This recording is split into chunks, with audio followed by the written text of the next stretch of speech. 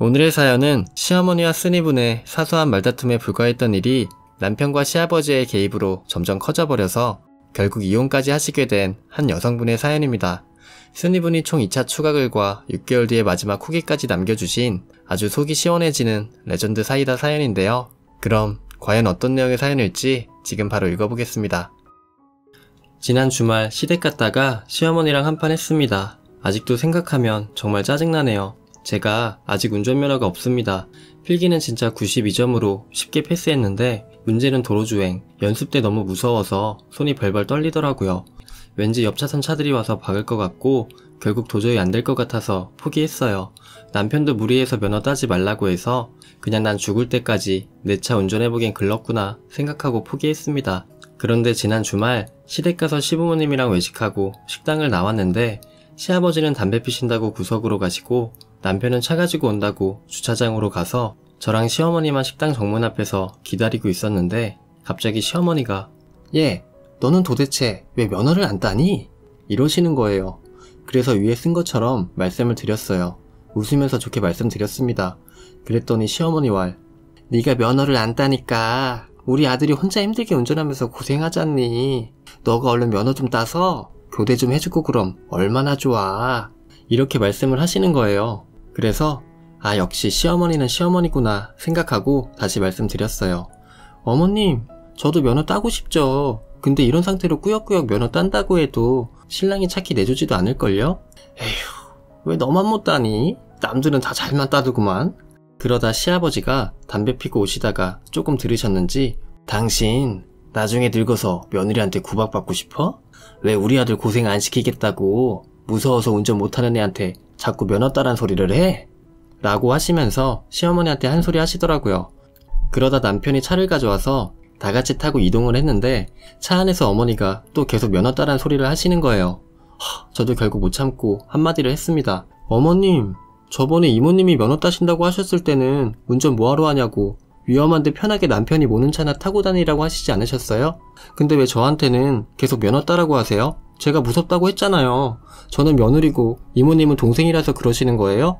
저 지금 어머니한테 엄청 서운해요. 그랬더니 옆에서 시아버지가 놀라시면서 아니 이 사람이 진짜 왜 자꾸 이래? 왜 자꾸 시어미질이야? 아까 내가 좋게 말할 때 끝내지 왜 자꾸 그 얘기를 꺼내? 한 번만 더 그 소리 하기만 해봐. 알았어? 라고 하시면서 제 편을 들어주셨습니다. 근데 그 와중에 남편은 가만히 있대요. 그리고는 집에 와서 저한테 야, 엄마가 내 걱정해서 그렇게 말한 걸 가지고 꼭 그렇게까지 말을 해야 되냐? 얼른 엄마한테 전화해서 아까 예민하게 굴어서 죄송했다고 빨리 사과드려. 뭐라고? 참나. 내가 입장 바꿔서 생각해달란 말은 안 할게. 근데 나중에 네 딸이 시집가서 시어머니한테 그런 소리 듣고 왔을 때 당신은 화 안 낼 자신 있어? 그랬더니 남편도 아무 말 못하더라고요. 근데 그날 밤 시어머니가 남편한테 전화해서 얼른 사과시키라고 그 전까진 안 볼 거라고 했답니다. 아니 도대체 왜 제가 사과를 해야 되나요? 웃겨서 진짜. 암튼 저 일 있고 나서 어제 남편이 퇴근하고 오더니 저 있는 데서 시어머니한테 전화를 걸어서 그대로 휴대폰을 저한테 주더라고요. 뭔지도 모르고 받아들었다가 화면에 어머니 하트 이렇게 써있는 거 보고 진짜 짜증나서 그대로 핸드폰 소파에 집어 던지고 방에 들어갔더니 또 따라 들어와서 지랄지랄을 하길래 야, 나 지금 많이 참고 있는 거야. 만약 내가 못 참게 되면 아마 그때는 되돌리기 힘들걸? 내가 참고 있을 때 당신 경거망동 하지 말고 알아서 행동해. 알았어? 이렇게 말했더니 또 찌질하게 가만히 쳐 있더라고요. 시어머니는 당연히 제가 먼저 전화할 줄 알고 계시는 것 같은데 전 절대 전화 안 드릴 거예요. 남편만 내 편이면 전 솔직히 다 참고 살 수 있어요. 어쨌든 전 남편을 사랑해서 결혼한 거니까요. 근데 남편이 계속 저렇게 내 편이 아닌 남의 편으로 행동하면 아마 힘들어질 것 같네요. 와이프 편 들어주는 남편 가지신 분들은 정말 복 받으신 거예요. 1차 추가글 댓글들 틈틈이 시간 날 때마다 잘 읽었어요. 감사해요. 몇몇 분들은 본질을 흐리시는 분들도 계신데 저는 시어머니가 저한테 면허를 따라고 한 게 서운해서 글을 쓴 게 아닙니다. 만약 이모님께서 면허를 딴다고 하셨을 때 시어머니가 저한테 말씀하신 것처럼 그래 면허 좀 따라 라고 말을 하셨으면 제가 그렇게 화를 냈을까요? 문제는 이모님한테는 위험하다고 면허 따지 말라고 하셔놓고 저한테는 본인 아들이 운전하느라 고생스럽다고 빨리 면허 따서 우리 아들 고생 좀 덜어줘라 라고 말씀하신 이중적인 모습에 화가 난 겁니다. 어제 남편이 퇴근 시간이 지나도 연락도 없고 안 오길래 저 혼자 저녁 대충 먹고 혼자 TV 보고 있었는데 한 11시쯤 남편이랑 시부모님 같이 들어오더라고요. 어쨌든 오셨으니 인사하고 앉으시라고 말씀드리고 부엌 가서 마실 거 챙기고 있는데 시아버지가 그냥 와서 앉으라고 하시더라고요. 그리고는 앉자마자 시어머니께서 할 말 없냐고 하시길래 만약 어머님이 저한테 사과를 바라시는 거면 전 사과드릴 만한 행동한 게 없는 것 같아요 라고 말씀을 드렸어요. 그랬더니 남편이 당신 진짜 이럴 거냐고 얼른 사과드리라고 소리치길래 진짜 내 연애 2년, 결혼 1년 생활이 이렇게 끝나는 건가 싶더라고요.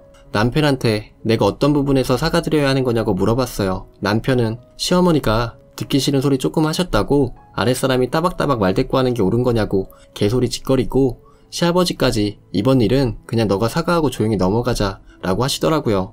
그 기분 아시나요? 나는 분명 잘못한 게 없는데 모두 나한테 네 잘못이라고 말하고 혼자 빙 둘러싸여 압박받는 기분이요.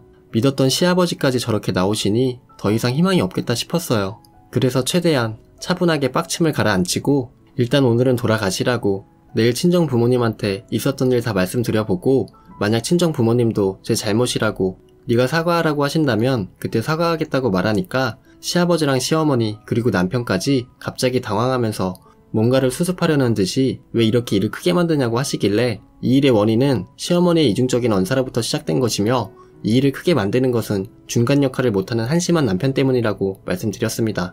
그리고 남편한테 지금 당장 네 부모님 모시고 나가라고 했습니다. 내일 내 부모님한테 말씀드리고 의논하고 결론이 나오면 연락하겠다고요. 그리고는 더 이상 할 말 없다고 하고 방으로 들어왔더니 시어머니가 네 집 며느린지 대단하시다 대단해 이러시더니 나가시더라고요. 그리고 오늘 결론이요? 친정 엄마한테 말씀드리니 당연히 노발대발 하셨죠. 네 아버지랑 같이 지금 당장 올라갈 테니 꼼짝 말고 집에 있으라고 하시더라고요. 저희 친정이 창원인데 참 이게 무슨 불효인가 싶고 착잡합니다. 저희 친정 아버지 성격상 저희 결혼 생활은 이미 끝이라고 생각됩니다. 저희 아버지 성격을 잘 아는 남편은 제가 카톡을 차단하니 문자로 너가 이번만 한 번만 참고 넘어가달라 앞으로 잘하겠다 개소리를 보내오는데 이제 다 필요 없습니다. 더 이상 이 결혼 생활을 유지한다고 무슨 의미가 있겠어요. 이혼 절대 쉬운 거 아니라고 생각했는데 평생 이딴 대접을 받으며 사느니 차라리 이혼녀 딱지가 제 자신한테 더 떳떳하고 당당해질 것 같습니다. 어제 그 자리에서 녹음을 안 해둔 게 천추의 한이네요. 2차 추가글. 어디서부터 어떻게 말씀을 드려야 할지 사실 제 머리와 마음이 아직 깔끔하게 정리가 되지 않아 글이 장황스러워질 것 같네요. 오늘 오전에야 댓글들을 모두 읽어보았습니다. 응원해주시고 지지해주신 분들께 정말 감사드리고 현명하지 못했다, 어른한테 예의 없다 하시는 분들도 각자의 삶에서 현명하게 예의 바르게 살아가시면 될 것 같습니다. 저한테 뭐라고 하지 마시고요. 일단 기억나는 대로 정리해서 글 쓰겠습니다. 중간중간 대화도 기억나는 대로 쓰겠습니다. 일단 친정 부모님은 토요일 첫 기차로 올라오셨습니다. 아버지께서 금요일 퇴근 후에 저와 통화를 하신 후 그럼 차를 가져가지 말아야겠다고 하시면서 기차를 타고 온다고 하시길래 의아했지만 먼 길이고 밤운전은 위험하니 그러시라고 말씀을 드렸습니다. 남편은 문자로만 아버님 진짜 올라오시냐고, 이런 일로 장인어른 뵈면 자기는 뭐가 되냐고 문제를 전혀 인지하지 못하는 전응과 같은 문자만 보내왔습니다. 그래서 제가 내일 부모님 올라오시니까 얘기 후 연락하겠다. 문자 더 이상 보내면 이 문자도 하나하나 다 보여드릴 테니 그만 보내라고 말하니까 안 보내더라고요. 어쨌든 토요일 점심이 조금 지나 부모님이 저희 집에 도착하셨고 전화로는 다 말씀 못 드렸던 부분까지 다 말씀드렸습니다. 물론 있는 사실 그대로 가감없이 말씀드렸어요. 아버지께서 갑자기 남서방한테 전화해야겠다고 하시면서 남편에게 전화하시더니 나 지금 집에 와 있으니 남서방 혼자만 집으로 오거라 하셨습니다. 그 후로 남편 도착할 때까지 한 말씀도 안 하셨고 생각 정리 좀 하신다면서 서재에만 계셨습니다. 남편 도착 후 아버지께서 남서방과 둘만 얘기하겠다고 하셔서 서재에서 말씀을 하셨고 아쉽지만 어떤 대화를 하셨는지는 말씀을 안 하시더라고요. 그리고는 한 30분 남짓 대화를 마치고 남편만 나와서 저와 엄마한테 가보겠다고 내일 뵙겠다고 말하더니 나가더라고요. 저희 아버지는 그냥 내일 사돈 만나서 얘기하면 된다고만 하셔서 저랑 엄마는 답답했지만 더 묻지 않았습니다. 일요일 아침 먹으면서 아버지께서 점심은 남서방이랑 사돈이랑 같이 먹기로 했으나 유쾌한 자리가 아니니만큼 아침 든든히 먹으라고 하시더라고요. 그 후 남편이 시댁과 저희 집 중간쯤에 있는 한식당을 예약해뒀다 문자를 보내와서 시간 맞춰서 도착을 했습니다. 도착하니 남편과 시부모님이 먼저 와 계셨고 서로 짧게 인사를 드린 후 아버지가 공짜로 자리를 빌릴 순 없으니 주문부터 하자고 하셔서 메뉴 주문을 하고 기다렸습니다. 아버지께서 남서방 어제 내가 말한 거 생각해봤나? 말씀을 하시니까 갑자기 남편이 무릎을 꿇더니 아버님 죄송합니다 하고는 고개를 숙이더라고요. 그래서 저희 아버지가 남서방이 잘못이 뭐가 있겠나? 내 딸 독립적인 여성으로 못 키운 나랑 땡땡이 엄마 잘못이지. 안 그렇습니까 사돈? 제가 딸에게 자초지정을 들어봤지만 한쪽 말만 들을 수 없어서 어제 남서방을 불러서 얘기를 들어봤습니다. 근데 안사돈께서 제 딸을 좀 더 독립적으로 살게 하기 위해서 그런 말씀을 하셨다는데 그 말이 맞습니까? 네 맞습니다. 지금 시대가 어느 시대인데 여자가 남자한테만 의지해서 살겠나요? 여자도 운전하고 좀 독립적으로 살아야 된다는 뜻에서 말한 건데 며느리가 좀 오해한 것 같습니다. 네, 안사돈 말씀이 다 맞습니다. 요즘엔 여자들도 본인 주체적으로 독립적으로 사는 시대죠.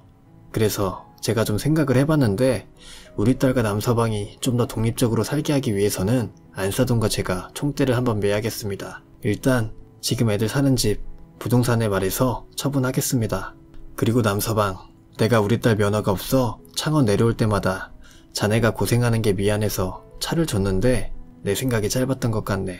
내가 내 딸 고생 안 시키겠다고 자네한테 힘든 운전하라면서 차를 줬으니 차는 이번에 내가 가지고 가겠네. 사실 저희가 결혼할 때 시어머니께서 집을 해주신다는 조건으로 말도 안 되는 혼수를 말씀하셔서 저희 친정아버지가 저희 엄마 명의로 집을 장만해 주셨습니다. 그리고 아버지가 자동차 관련된 사업을 하셔서 차를 몇 대 가지고 계시는데 그 중에 한 대를 정말 저희한테 너무 과분한 차를 주셨습니다. 사정상 명의는 바꾸지 않고 보험만 따로 추가해서 남편이 타고 다녔고요. 어쨌든 저희 아버지가 이렇게 말씀을 하시니 시아버지께서 사돈 화푸시라고 제가 마누라 단속을 못해 이 사단이 났다면서 죄송하다고 말씀을 하시더라고요. 남편 표정을 보니 남편은 이 말씀들을 이미 어제 다 들은 것 같았고요. 시어머니도 상황이 이렇게 되니 아차 싶으셨는지 애들 집과 차를 다 가져가신다 하면 애들은 어떻게 살라는 거냐 이렇게 말씀을 하시더라고요.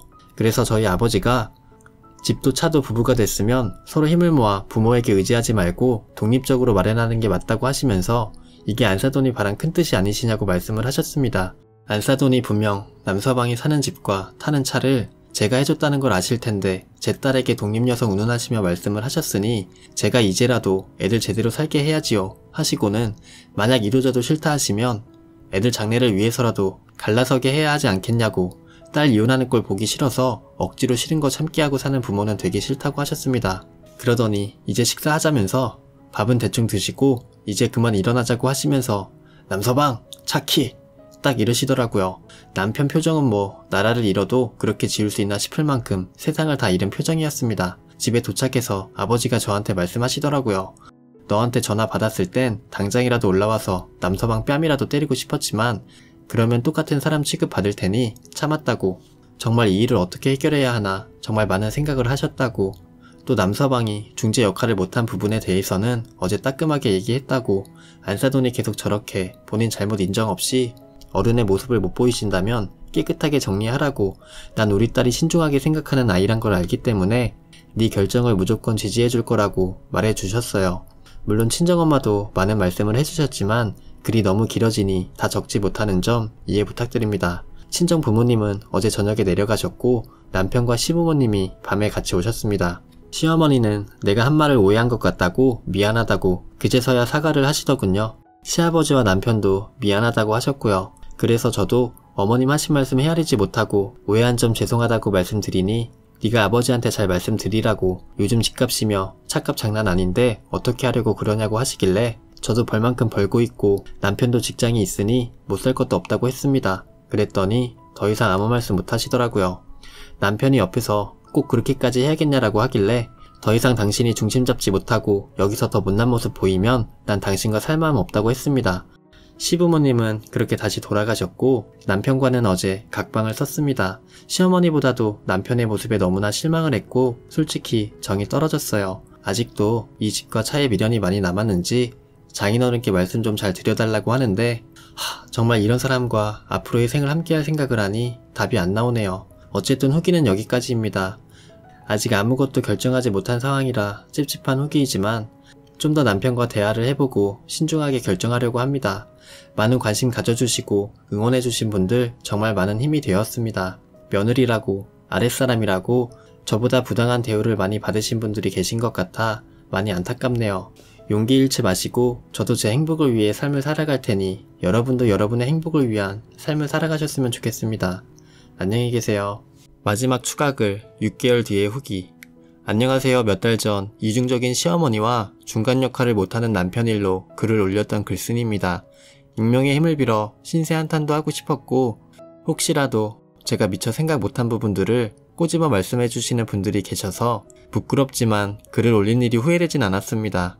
많은 분들이 사이다라고 말씀을 해주셨지만 사실 제 입장에서는 앞으로의 제 인생을 어떻게 설계해야 하고 남편과는 앞으로 어떻게 지내야 하며 어떤 마음과 표정으로 시부모님을 대해야 할지 너무나 힘든 상황이었습니다. 남편과 시부모님에 대한 존경심과 믿음이 한순간에 사라지고 말 한마디 행동 하나하나가 가시밭길을 걷는 듯한 기분이 들었어요. 그 후 저희는 친정아버지 말씀대로 살던 집을 내놓고 타던 차를 다시 돌려드리고 집도 저희 부부 수준에 맞는 적당한 오피스텔로 옮겼습니다. 남편에게 정말 많은 실망을 했었지만 그냥 다시 한번 노력해보고 싶었습니다. 정말 사소한 말 한마디에서부터 시작한 일이기에 그래도 서로 노력하면 바뀔 수 있을 거라고 생각을 했었죠. 그리고 그냥 그대로 끝을 내기엔 제 자존심도 많이 상했고요. 근데 남편은 눈치 빠르게도 이 여자 이혼은 못하는구나 라는 걸 알았는지 오히려 더 뻔뻔해지고 더 악랄해지더라고요. 딱 1년만 살아보자. 1년은 누가 뭐래도 버텨보자 했던 제 결심을 결국 남편이 깨트렸습니다. 결혼할 때 했던 그 맹세가 깨지는 것보다 이런 남자와 한시라도 붙어있는 게 더욱더 제 자존심을 무너뜨린다는 걸 깨달았습니다. 그리고 제 손으로 이혼 서류를 내밀 거라곤 상상도 못한 남자에게 이혼 서류를 내밀고 도장 안 찍으면 내 모든 것 모자란다면 친정의 모든 힘을 동원해서 철저히 너라는 남자와 너희 집안을 무너뜨릴 거라고 독한 말을 내뱉으니 그제서야 또 무릎을 꿇고 잘못을 빌더군요. 그냥 헛웃음만 나왔습니다. 제가 정말 남자 보는 눈이 없었나 이런 생각에 자괴감이 빠졌었지만 그냥 제 그릇이 여기까지였나 봅니다. 이혼 서류에 도장을 찍으면서도 끝까지 시어머니와 시아버지를 대동했던 그 남자. 아직 조정기간도 거쳐야 하고 정리할 게 많지만 소화불량, 두통 증상이 말끔하게 사라진 걸 보면 적어도 잘한 결정이었다는 생각은 듭니다. 그냥 이곳에 무수히 많고 많은 사연들 중 하나일 뿐인데 시간을 내어 위로의 댓글을 달아주신 분들께 정말 큰 감사 인사 드리고 싶습니다. 모두들 진짜 안녕히 계세요. 오늘의 사연은 여기까지입니다. 여러분의 생각은 어떠신가요? 여러분의 생각을 댓글로 남겨주세요. 시청해주셔서 감사합니다.